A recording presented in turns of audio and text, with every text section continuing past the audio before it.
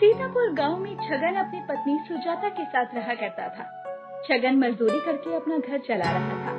वहीं छगन की पत्नी सुजाता भी थोड़े बहुत पैसों से अपने पति की मदद कर दिया करती। सुजाता को सिलाई काफी अच्छी आती थी, जिससे वो थोड़े बहुत पैसे कमा लिया करती थी। एक रोज सुबह के समय छगन भोलेनाथ की पूजा कर रहा होता है। हे भोलेनाथ, आपके दर्शन के बिना तो सुबह ही नहीं होती है। ये आपका प्यारी है, जो आपके बिना दिन कट पाना मुश्किल हो गया है। मेरे परिवार के लिए हर सुख दुख में सिर्फ आपका ही नाम जुबान पर आता है। बस आप ऐसे ही साथ रहना, बाकी मुझे किसी चीज की जरूरत नहीं होगी। चलिए, खाना लगा दिया है, खा लीजिए। भोलेनाथ भी कहते होंगे, इन्हें हाथ पकड़ने को कहा था, ये तो कंधे पर ही बैठने की कोशिश में है। अब जहाँ प्यार मिलेगा वहाँ ऐसा सोचना भी जायज है।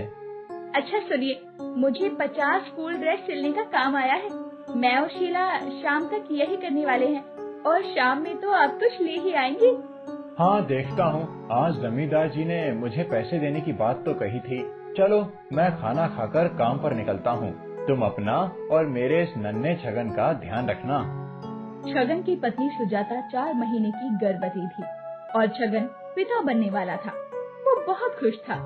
इधर सुजाता हर रोज की तरह घर का काम खत्म करके सिलाई करने बैठ जाती है और सुजाता के साथ दूसरी मशीन पर उसके ही गांव की शीला सिलाई कर रही थी और दोनों बातचीत भी कर रही होती हैं।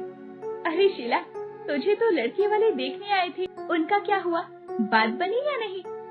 अरे भाभी, आपको पता भी है वो लोग कितने पैसे की मांग कर रहे थे और माँ के पास इतने पैसे नहीं है कि वो मेरी शादी लाखों रुपए दहेज देकर करे और मुझे दहेज लेने वाला लड़का नहीं चाहिए। ऐसा परिवार लालची होता है। अरे बाप रे! और लड़का क्या करता था जो इतनी मांग कर रहे थे? बाप के साथ खेत में काम करता था। गाय भैंस है उस पर, इतना पैसा मांग करने लगे। अरे नहीं नहीं, काकी को कहना दूसरा लड़का देखे, लेकिन ये नहीं, कुछ करता धरता है नहीं और देखो जरा, दहेज चाहिए इन्हें। अच्छा ये सब छोड़ो ना भाभी, ये बताओ भैया को पाने के लिए कौन सा व्रत रखा था? भैया सच में बहुत अच्छे हैं। अरे मैं तो शुरू से ही शिव जी की पूजा करती आई हूँ और उन्हें ही कहा था कि बस एक ऐसा वर देना जो मुझे सपोर्ट करे, मेरे सुख दुख में साथ रहे और मुझे समझे। भोलेनाथ ने तो आपकी सुन ली और उन्होंने खुद के वक्त से आपकी शादी करवा दी। वैसे भाभी, आपको थोड़ा आराम भी करना चाहिए। ये आखिरी वाला तैयार कर दो, इसे लगाकर 10 ड्रेस तैयार हो जाएंगी। उसके बाद मैं थोड़ा सा आराम करके फिर से सिलने बैठ जाऊंगी। सुजाता बहुत मेहनती थी, वो इस परिस्थिति में भी काम कर रही थी, लेकिन ये सब छगन के पड़ोस में रहने वाले गगन को रास नहीं आता कि छगन तो कमा ही रहा है, लेकिन उसकी पत्नी भी खूब मेहनत कर रही है। वो खिड़की से शीला और सुजाता को देखकर अब अपने घर की तरफ बढ़ता है। छगन को तो छगाना होगा ही। ये सब सोचकर गगन अपने घर पहुंचता है और अपनी पत्नी को ताने देते हुए कहता है, पूरे दिन बस खाना ही जानती हो, कभी काम भी कर लिया करो। वहाँ छगन की बीवी को देखो, उसके पास कपड़ों के कितने ऑर्डर आए हैं और ऊपर से वो पेट से भी है, तब भी काम कर रही है। और तुम ना तो माँ बन सकती हो, ना ही कोई काम तुम्हारे बस का है। अरे मुझसे थोड़ा धीरे बात करो, एक बार भी अगर गलती से बैठ गई तुम्हारे ऊपर तो बोलने लायक नहीं रहोगी सारी जिंदगी। मुझे पता था तुमसे कुछ हो ही नहीं सकता, अब जो करना है मुझे ही करना होगा। अब देर शाम छगन घर आता है और हाथ मुंह धोकर भोलेनाथ की फोटो के आगे अगरबत्ती जलाकर चाय पीने बैठता है। क्या बात है, आज कुछ ज्यादा ही अच्छी लग रही हो। कहीं ये सुंदरता माँ बनने की तो नहीं? हाँ, ऐसा ही समझ लीजिए, लेकिन आज मैं बहुत थक गई हूँ। शीला ने ही ज्यादा से ज्यादा काम किया है, मैंने तो बस आराम किया है। इस हालत में तो सुस्ती आएगी ही ना, तुम भी ना कितना सोचती हो। छगन और सुजाता अपने घर गृहस्थी में खुश थे, लेकिन कहते हैं ना कि खुशियों को जल्दी ही बुरी नजर लग जाती है। ऐसे ही समय बीत रहा था, सब कुछ अच्छा चल रहा था, लेकिन एक रोज जब सुजाता सिलाई करने बैठती है तो वो देखती है कि उसकी सिली हुई ड्रेस वहाँ है ही नहीं। शीला, मुझे जहाँ तक याद है जो ड्रेस सिल चुके थे उसे मैंने यहीं रखा था, लेकिन वो मिल नहीं रहे। हाँ भाभी, वो सब आपने यहीं तो रखी थी, लेकिन यहाँ तो कोई आता भी नहीं है। फिर ये कैसे कहीं जा सकती है? कल वो सारी ड्रेस मुझे तैयार करके देने हैं, वो भी सुबह सुबह। हाँ भाभी, वो तो मुझे भी पता है, लेकिन आप इतना परेशान क्यों हो रही है? धीरज से सोचिए कि आपने कहाँ रखा है। मुझे याद है, मैंने यही रखे थे।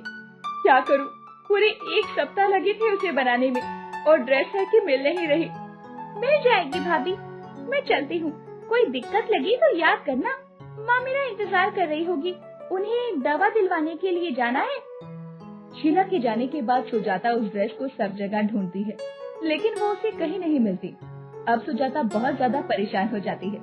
इधर गगन उन ड्रेस को कपड़े की दुकान में बेच चुका था, और तो और अब वो बोतल लिए नशे में गाता हुआ घर आ रहा होता है।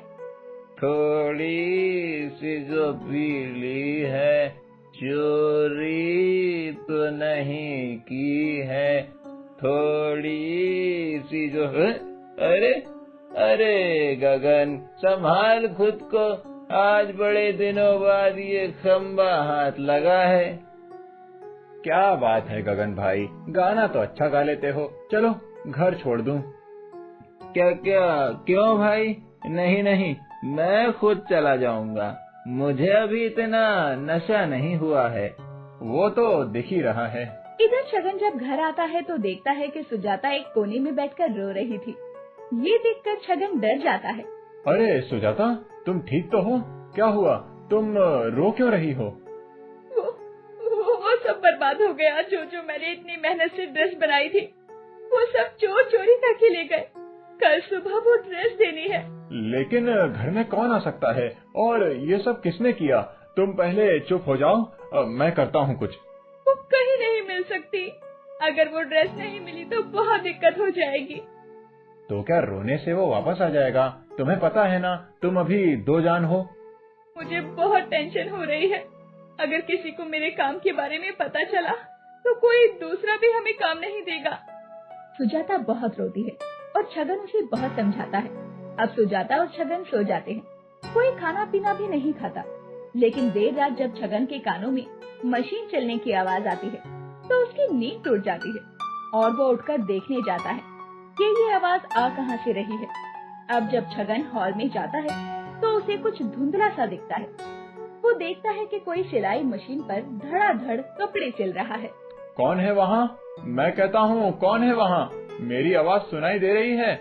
मुझे कुछ साफ दिखाई नहीं दे रहा। तुम्हें अभी आराम की जरूरत है छगन, तुम जाकर आराम करो, मैं तुम्हारे साथ हूँ। लेकिन कौन है आप? मुझे कुछ दिख नहीं रहा। आप मुझे बताइए, आप कौन हैं और मेरे घर कैसे आए? मुझे धुंधला सा दिख रहा है।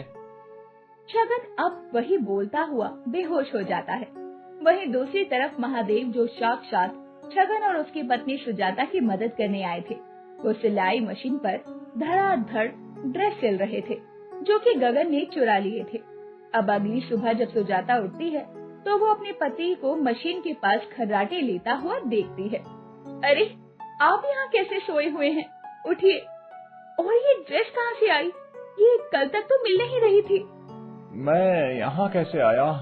अच्छा, मुझे याद आया, रात में जब हम सो गए थे तो अचानक से मुझे सिलाई मशीन चलने की आवाज आई। जब मैं यहाँ आया तो मुझे कुछ भी साफ दिखाई नहीं दे रहा था, लेकिन मुझे इतना याद है कि वो और कोई नहीं, मेरे महादेव थे, जो खुद दर्जी बने हुए थे। ये आप क्या कह रहे हैं? ऐसा कैसे हो सकता है? क्या ये सच है? अगर ये सच है तब तो ये ड्रेस यहाँ सिलकर रख कर गए हैं वो। देखा, मैंने कहा था ना, हमारे महादेव हमारे साथ हैं, वो हमें हर मुसीबत से बचाते हैं, और आज भी उन्होंने हमें बचा लिया। हर हर महादेव। इतना कहने के बाद छगन की आंखों में आंसू आ जाते हैं और वो महादेव की फोटो के आगे हाथ जोड़कर महादेव का धन्यवाद करता है, और दोनों का महादेव के प्रति विश्वास और भी ज्यादा बढ़ जाता है। बोलो हर हर महादेव।